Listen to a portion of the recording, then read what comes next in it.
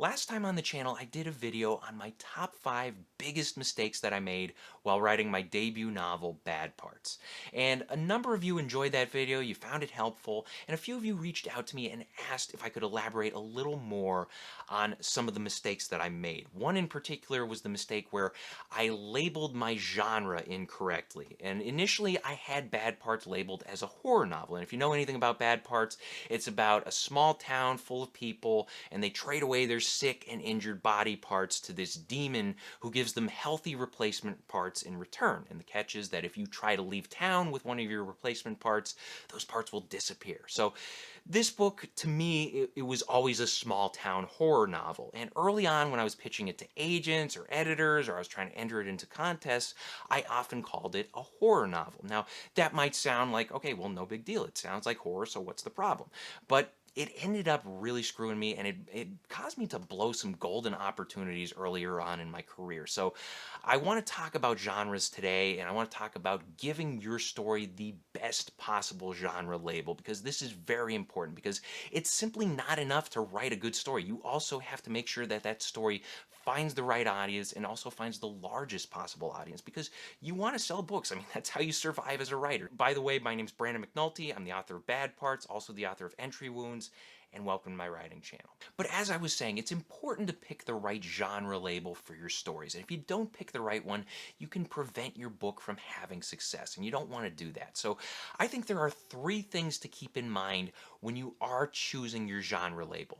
First thing is accuracy, then there's marketability, and then there are the strengths and weaknesses of the genre that you choose. Let's talk about accuracy first, because you need to be accurate with the genre you're picking. I know some people would love to label their story as a romance or a mystery, because those are the 2 most popular genres.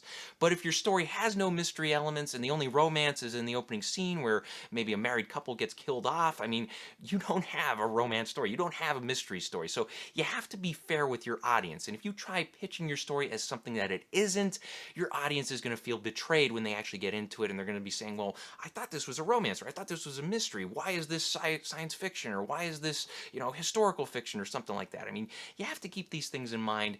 You have to be honest with what your story is. And the good news is, however, that most stories fall under multiple genres. In fact, most stories of any length, like novels, screenplays, anything long, typically falls under 2 or more genres. I mean, think about some of your favorite stories out there.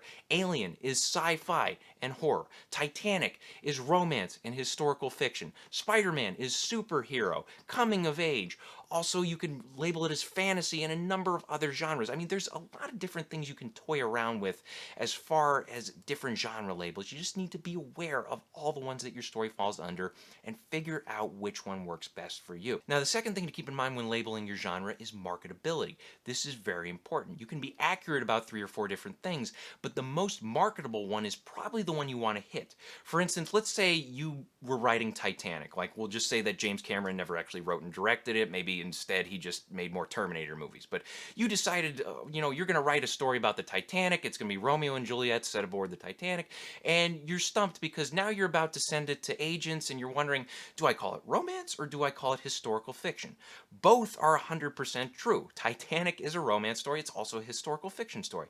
And you might waver back and forth, well, what do I call it? Do I go with historical fiction or romance? Maybe I'll go with historical fiction because I did a ton of research into what the Titanic was, who was on it, all those different important details. So I'm going to call it historical fiction. And if you were to do that, you would be an idiot, because you would be screwing yourself out of the opportunity to fall under the most popular genre of books, because romance outsells everything else. And the third thing to keep in mind is the strengths and weaknesses of the genre that you choose. And every book genre out there has its own strengths and weaknesses. For instance, we just spoke about the romance genre, and the romance genre is super popular. It outsells every other genre out there, and it's not even close. But it has some weaknesses. It, for instance, has a stigma to it. Certain people look down upon the romance genre. They say that, oh, it's too melodramatic, or it's too simple-minded, or it's smutty, or whatever they say about it. And then you also have people who just look at the romance genre and they're like, well, do I really need that genre? I mean, pretty much every novel out there has a romantic subplot, so why do I need something that is just strictly romance? On the other hand, you might have genres that are a little less popular, but they have less of a stigma. Mystery and thriller, for instance, are very popular. They're not as popular as romance, but they don't have that same stigma where people look down upon it. I'm sure there are some people who don't like mysteries or they don't like thrillers, but for the most part, people are more receptive. And then another thing to keep in mind is that some genres are oversaturated. For instance, I have a number of friends who've written urban fantasy novels and they just couldn't get an agent because agents aren't looking for urban fantasy at this time. The genre is just oversaturated. There's too many books in the genre. So what you could do potentially if you were stuck in that situation, don't label it urban fantasy.